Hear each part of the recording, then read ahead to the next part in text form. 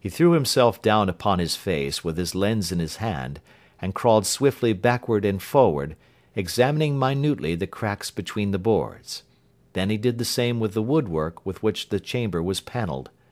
Finally he walked over to the bed, and spent some time in staring at it, and in running his eye up and down the wall. Finally he took the bell rope in his hand and gave it a brisk tug. "Why, it's a dummy," said he. "Won't it ring?" "No, it is not even attached to a wire. This is very interesting. You can see now that it is fastened to a hook, just above where the little opening for the ventilator is." "How very absurd! I never noticed that before." "Very strange," muttered Holmes, pulling at the rope.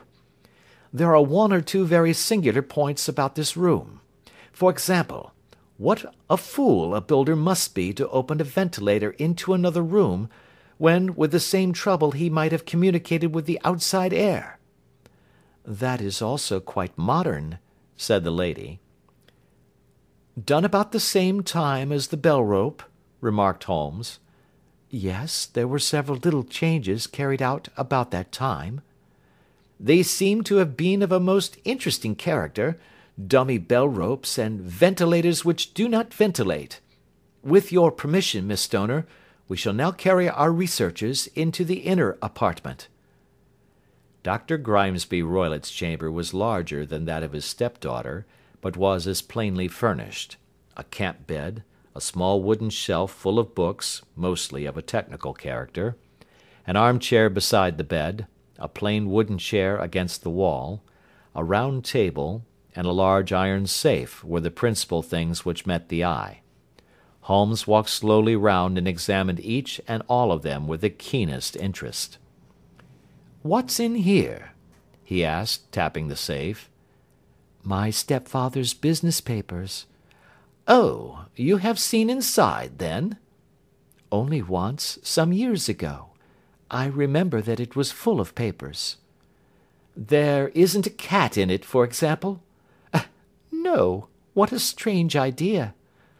"Well, look at this." He took up a small saucer of milk which stood on the top of it. "No, we don't keep a cat, but there is a cheetah and a baboon." "Ah, yes, of course. Well, a cheetah is just a big cat, and yet a saucer of milk does not go very far in satisfying its wants, I dare say. There is one point which I should wish to determine." He squatted down in front of the wooden chair, and examined the seat of it with the greatest attention. "Thank you, that is quite settled," said he, rising and putting his lens in his pocket. "Hallo! Here is something interesting." The object which had caught his eye was a small dog lash hung on one corner of the bed. The lash, however, was curled upon itself, and tied so as to make a loop of whipcord. "What do you make of that, Watson?" "It's a common enough lash, but I don't know why it should be tied." "That is not quite so common, is it? Ah me! It's a wicked world, and when a clever man turns his brains to crime, it is the worst of all. I think that I have seen enough now, Miss Stoner, and with your permission we shall walk out upon the lawn." I had never seen my friend's face so grim, or his brows so dark as it was when we turned from the scene of this investigation. We had walked several times up and down the lawn, neither Miss Stoner nor myself liking to break in upon his thoughts before he roused himself from his reverie. "It is very essential, Miss Stoner," said he, "that you should absolutely follow my advice in every respect." "I shall most certainly do so." "The matter is too serious for any hesitation. Your life may depend upon your compliance." "I assure you that I am in your hands." "In the first place, both my friend and I must spend the night in your room." Both Miss Stoner and I gazed at him in astonishment. "Yes, it must be so. Let me explain. I believe that that is the village inn over there?" "Yes, that is the Crown." "Very good. Your windows would be visible from there?" "Certainly." You must confine yourself to your room on pretence of a headache when your stepfather comes back.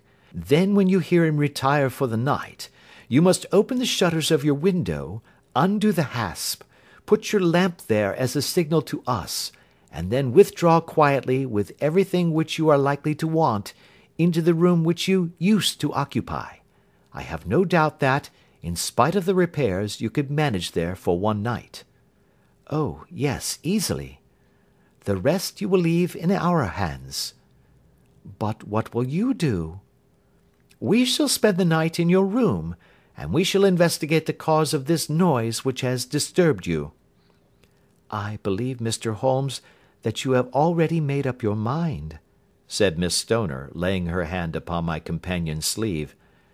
Perhaps I have. Then, for pity's sake, tell me what was the cause of my sister's death. I should prefer to have clearer proofs before I speak. You can at least tell me whether my own thought is correct, and if she died from some sudden fright. No, I do not think so. I think that there was probably some more tangible cause.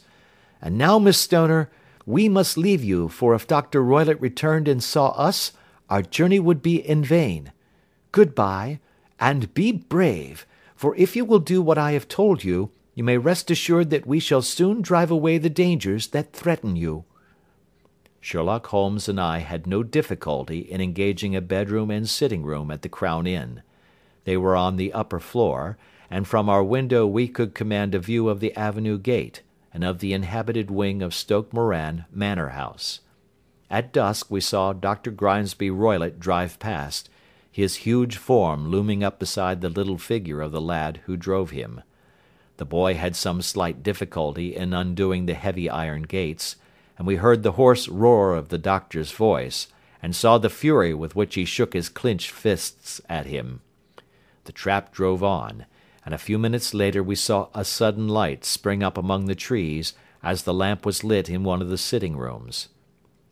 "Do you know, Watson," said Holmes, as we sat together in the gathering darkness, "I have really some scruples as to taking you tonight. There is a distinct element of danger." "Can I be of assistance?" "Your presence might be invaluable." "Then I shall certainly come." "It is very kind of you." "You speak of danger. You have evidently seen more in these rooms than was visible to me." "No, but I fancy that I may have deduced a little more. I imagine that you saw all that I did." "I saw nothing remarkable save the bell-rope, and what purpose that could answer I confess is more than I can imagine." "You saw the ventilator too?"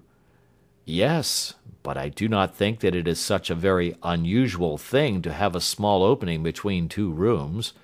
It was so small that a rat could hardly pass through." "I knew that we should find a ventilator before ever we came to Stoke Moran." "My dear Holmes!" "Oh, yes, I did. You remember in her statement she said that her sister could smell Dr. Roylott's cigar. Now, of course that suggested at once that there must be a communication between the two rooms. It could only be a small one, or it would have been remarked upon at the coroner's inquiry. I deduced a ventilator." "But what harm can there be in that?" "Well, there is at least a curious coincidence of dates. A ventilator is made, a cord is hung, and a lady who sleeps in the bed dies. Does that not strike you?" "I cannot as yet see any connection." "Did you observe anything very peculiar about that bed?" "No." "It was clamped to the floor. Did you ever see a bed fastened like that before?" "I cannot say that I have." "The lady could not move her bed. It must always be in the same relative position to the ventilator and to the rope. Or so we may call it, since it was clearly never meant for a bell-pull." "Holmes," I cried, "I seem to see dimly what you are hinting at. We are only just in time to prevent some subtle and horrible crime." "Subtle enough, and horrible enough. When a doctor does go wrong he is the first of criminals. He has nerve and he has knowledge. Palmer and Pritchard were among the heads of their profession. This man strikes even deeper, but I think, Watson, that we shall be able to strike deeper still. Yet, we shall have horrors enough before the night is over. For goodness' sake let us have a quiet pipe, and turn our minds for a few hours to something more cheerful."